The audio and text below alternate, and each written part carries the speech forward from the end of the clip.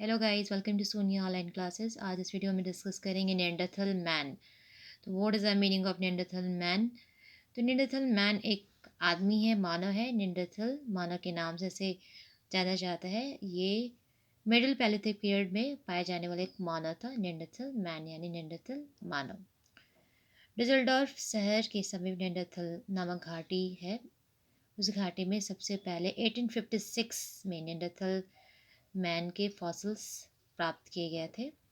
And इसके बाद 1908 में फ्रांस में एक स्थान पर इस मानव के संपूर्ण अस्थि पंजर प्राप्त हुआ था। एंड इसके बाद यह कंजर्वेटिव निएंडरथल का मेंबर माना जाने लगा। एंड इसके अलावा 1931 से 32 में जब वहाँ पे खुदाई की गई थी तो सकुल और ताबुन नामक दो ये कैब्स है, यहाँ से आदिकालीन मानव की प्राप्त अस्थियां विकसित निएंडरथल की थी। इसके कपाल के अगर हम परीक्षण प्रांत की बात करें तो विद्वानों ने यह पाया कि इसकी संरचना बंदर के समान है। यानी जो भी इसकी फिजिकल कैरेक्टर्स है, ये हो ना हो तो ये बंदर से मैच करता है।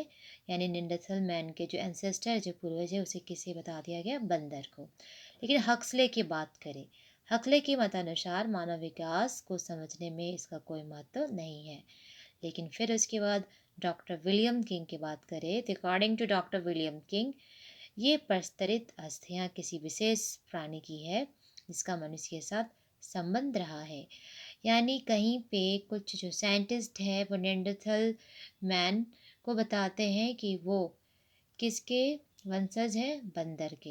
एंड वहाँ पे अगर डॉक्टर विलियम की बात करें तो निएंडरथल इसका जो भी फिजिकल जो कैरेक्टरिस्टिक्स है, जो कैरेक्टर है, वो इंसानों से मैच करता है। इसलिए कहा है कि इसके कुछ न कुछ संबंध मनुष्य के साथ है। निएंडरथल मानव आग जलाने की क्रिया से अनभिज्ञ था। एंड वो जो डेड बॉडीज़ होते थे यानी मृतक होते थे उसको ज़मीन में वो उस टाइम में क्या करते थे? गाड़ दिया करते थे। विद्वानों का निएंडरथल मानव के संबंध में यह भी मत है कि यह मानव प्रातिनूतन युग के तृतीय हिमकाल से चतुर्थ हिमकाल तक के रूप में विचरता रहा होगा। यानी जो इनका टाइमिंग है वो हिमकाल का है, थर्ड ग्लेशिएशन से लेकर फोर्थ ग्लेशिएशन तक ये क्या कर रहे थे? ये यूरोप में विचरण करने का काम कर रहे थे, यानी स्प्रेड हो रहा था इनका। निएंडरथल जो मैन है इसकी अगर हम खोपड़ी की बात करें यानी स्कल की बात करें तो ये बड़े साइज़ के होते थे और ओवल या लंबे आकार की पाई जाती थी, जिसकी जो लंबाई है 205 mm एंड जो चौड़ाई है वो 155 mm की होती थी। स्कल का जो क्रैनियल जो इंडेक्स है वो 14.5 था और लंबाई चौड़ाई और ऊंचाई अधिक होने के कारण निएंडरथल मानव की जो खोपड़ी है, जो स्कल है, उसका डेंसिटी कितना होता था? 1600 क्रैनियल कैपेसिटी होता था, जो न केवल जावा या चीनी मानव से अधिक था बल्कि आधुनिक मानव से भी अधिक था। यानी जो मॉडर्न मैन है उसके क्रैनियल कैपेसिटी से भी अधिक माना जाता था। आधुनिक मानव यानी मॉडर्न मैन के खोपड़ी का जो घनत्व है यानी कि स्कल का जो डेंसिटी है 1450 सेल्स सीसी से लेकर 1550 सीसी यानी क्रैनियल कैपेसिटी तक होता है। निएंडरथल जो मैन है इसके जो आईब्रोज है उसकी जो हड्डी आगे की ओर काफ़ी निकली हुई होती थी और जो एक छोर से दूसरे छोर तक समान मोटाई की थी। इनकी जो ललाट है वो छोटे थे, जो पीछे की ओर मुड़े हुए होते थे।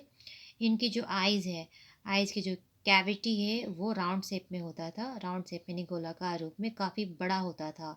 एंड इनका जो हाइट है, चौड़ाई है, वो बराबर हुआ करता था आइज़ का।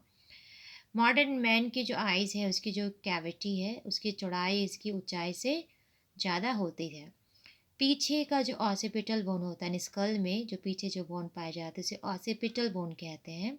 तो ऑसिपिटल बोन इनका काफ़ी वो काफ़ी खखड़ा हुआ करता था, कनपट्टी की हड्डी पर भी दिखाई पड़ता था। निएंडरथल मैन का जो जबड़ा है, जो मैंडिबल है, वो साइज़ में काफ़ी बड़ा होता था और जो उसकी ठुड्डी है आगे की ओर निकला हुआ होता था। इनके जो टीथ है ना शेप में काफ़ी बिग साइज़ के होते थे और आगे की ओर निकले हुए नहीं होते थे। अतः स्पष्ट है कि वे आसानी से जंगली जानवरों को मारकर चबा जाते होंगे।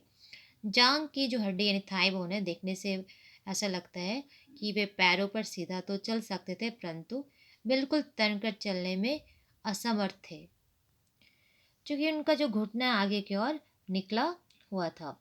मतलब वे दो पैरों पर थोड़ा झुककर चलते, यानी इरेक्ट उनका पोस्चर नहीं था। नेंडरथल मैन के प्राप्त अवशेषों से यह साफ जाहिर है कि वे सदा ग्रुप में रहना पसंद करते थे। ग्रुप में वो रहा करते थे और वे मध्य पूर्वापाषाण काल में हुए थे। संपूर्ण यूरोप में आज से लगभग 75,000 ईयर से लेकर 1.25 वर्ष पूर्व तक नेंडरथल मैन फैले हुए थे, जो कालांतर में सर्वप्रथम आग जलाने का ज्ञान प्राप्त किए थे। यानी सबसे पहले आग का आविष्कार किसने किया था?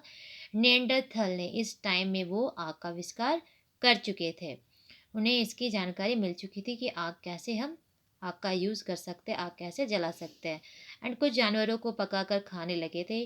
इनकी जो गुफाएं हैं, कैप्स, ऐसे जो भी फॉसिल्स मिला है जानवरों की हड्डी से स्पष्ट है कि वे हाथी, भालू, हिरन एंड तरह तरह के जो भी जानवर हैं उन जानवरों का शिकार करते थे। नेंडरथल मानव काल की संस्कृति को पुरातत्व शास्त्री मॉस्ट्रियन संस्कृति के नाम से भी जानते हैं। वे वस्तुतः होमो इरेक्टस और आधुनिक मानव के बीच की कड़ी मानी जाती है।